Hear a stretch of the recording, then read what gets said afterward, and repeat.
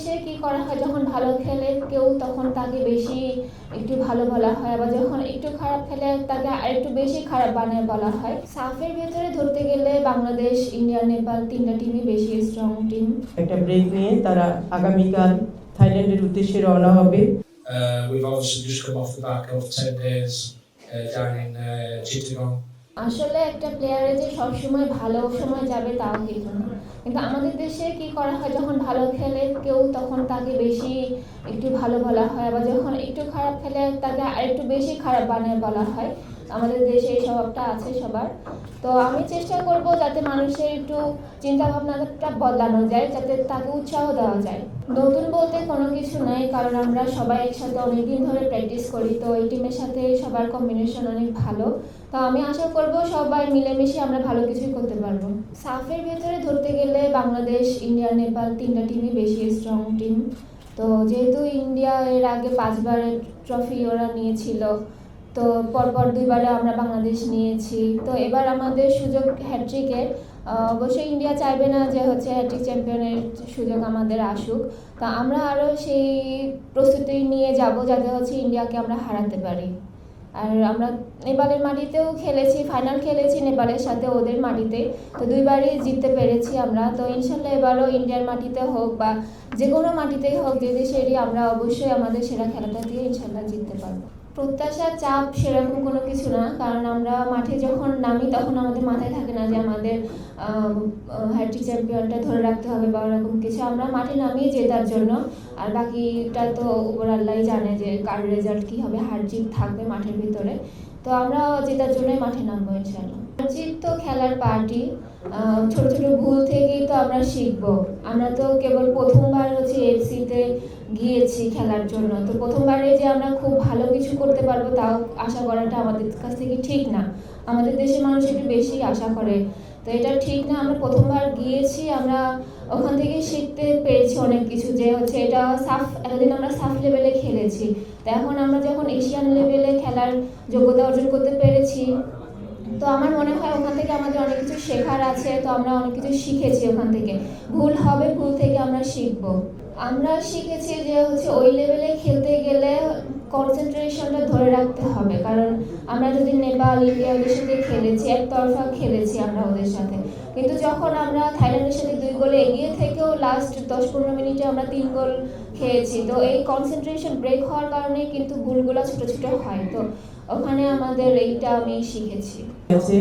সাফ women championship, তো সেটাকে সামনে রেখে আমরা বাংলাদেশ যেহেতু ডিফেন্ডিং চ্যাম্পিয়ন, আমাদের সামনে হ্যাট্রিক চ্যাম্পিয়ন হওয়ার সুযোগ আছে, সেটাকে আমরা প্রপার ইউটিলাইজ করতে চাই এবং আমরা সেটা ধরে রাখার জন্যই গত মাসে 23 তারিখ থেকে, অর্থাৎ এপ্রিলের 23 তারিখ থেকে আমরা টিমকে পাঠিয়েছিলাম একদম এক্সক্লুসিভ ট্রেনিং করার জন্য চিটাগাং ইপিজেডে।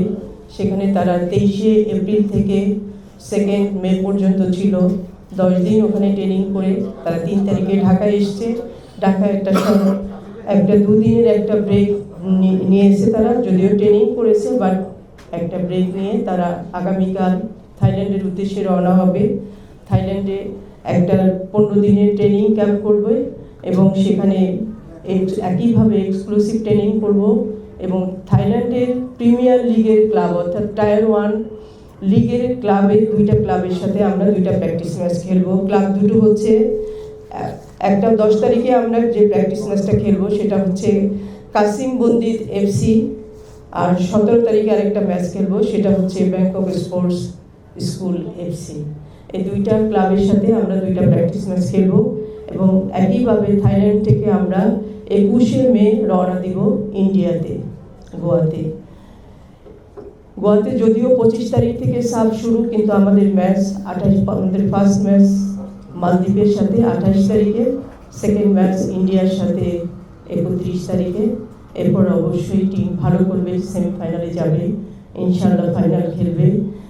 আমাদের টিমকে তাদের টেকনিক্যাল, ট্যাকটিক্যাল, ডিসিপ্লিন সব দিক থেকে তৈরি করা হচ্ছে এবং আমরা থাইল্যান্ডে পাঠাচ্ছি শুধুমাত্র টিমকে ফাইনাল ট্রেনিং করানোর জন্য। অর্থাৎ আমরা সবসময়ই দেখে এসেছি যে কোনো একটা ভালো টুর্নামেন্টের আগে আমরা বাইরে রেখে টিমকে প্র্যাকটিস করাতে চেয়েছি বারবারই, কিন্তু পারিনি।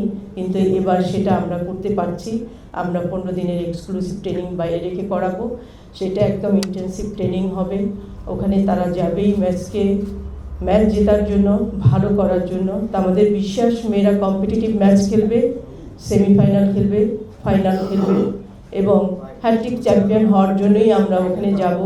তবে এখানে আমি বাংলাদেশ ফুটবল ফেডারেশনের পক্ষ থেকে এবং উইমেন্স উইংয়ের পক্ষ থেকে টিমকে যা যা ফ্যাসিলিটি দেওয়া দরকার, যেই লেভেল থেকে ট্রেনিং করানো দরকার, আমরা সেগুলো করেছি এবং করে যাচ্ছি এবং করার জন্য থাইল্যান্ডে যাচ্ছে। বাকি সব কিছু ডিপেন্ড করবে কোচের উপর, কারণ টেকনিক্যাল পার্টে আমরা কোনো কথা বলি না। প্লেয়ার সিলেকশন, টিম সিলেকশন এবং মাঠে খেলা এক্সিকিউট করা, এটা কোচের দায়িত্ব। তার উপরেই ডিপেন্ড করবে টিমের রেজাল্ট, সব কিছু। সেটা টেকনিক্যাল পার্ট। আমি আশা করব সেটা কোচকে আপনারা জিজ্ঞেস করবেন এবং আমাদের ক্যাপ্টেন আছে, তার কাছ থেকে আপনারা প্রত্যাশার কথা জানবেন, তাদের প্রিপারেশনের কথা জানবেন। আমাদের মাঝে উপস্থিত আছে ঢাকা ব্যাংক। আমি তাদেরকে ধন্যবাদ দিতে চাই, তাদের কাছে কৃতজ্ঞতা জানাতে চাই, কারণ আমাদের যখন খুব খারাপ দিন ছিল, সেই 2018 সাল, যখন আমাদের পাশে কেউ ছিল না, তখন আমাদের পাশে ঢাকা ব্যাংক ছিল। এই জন্য আমরা তাদের কাছে অনেক বেশি কৃতজ্ঞ। তারা এখনও আমাদের সাথে আছে এবং আশা করি আমরা ইন ফিউচারও তারা থাকবে। I don't really have a lot to say. I'm quite happy to answer any questions which anybody's got. We've obviously just come off the back of 10 days down in Chittagong.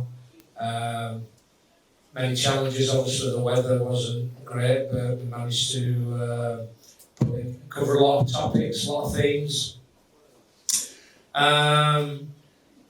Great opportunity to actually look at one or two players as well. We've had some new players come into the group, and I think off the back of the AFC tournaments, this is my 4th tournament, which will be my 4th tournament back to back.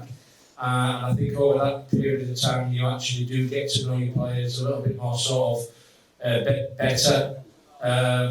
Faults. Some players fall by the wayside, some players lose form, players get injured, players carry injuries, don't tell you that they're injured. But I've always believed in performance first, results, progression and rewards, not the opposite way around, unfortunately. But, you know, that seems to happen at times. Delighted with the way the girls have actually approached not just this tournament, but you know, obviously AFCs is a much more prestigious and higher ranked, better quality tournament than SAF. But at the end of the day, this is a tournament which we've won. We haven't finished this preparation yet. We're still halfway through it. I look upon it as football is a continuous learning curve, and they know me. They know the way I work. You know, I want discipline. I want things done properly. We have a set way of doing things. We have a lot of creativity. I encourage a lot of creativity within training. But as for planning, KPZ is more of a junior pitch, but it's also, and there's no gym, but we utilised it and improvised and it worked out. We got 10 really good productive days from there. People down there are really nice, and I'd like to say a big thank you to everybody at KPZ. But also, we're playing 2 games, which I'm thankful for the President for supporting us. I know he's very conscious of us doing things the right way.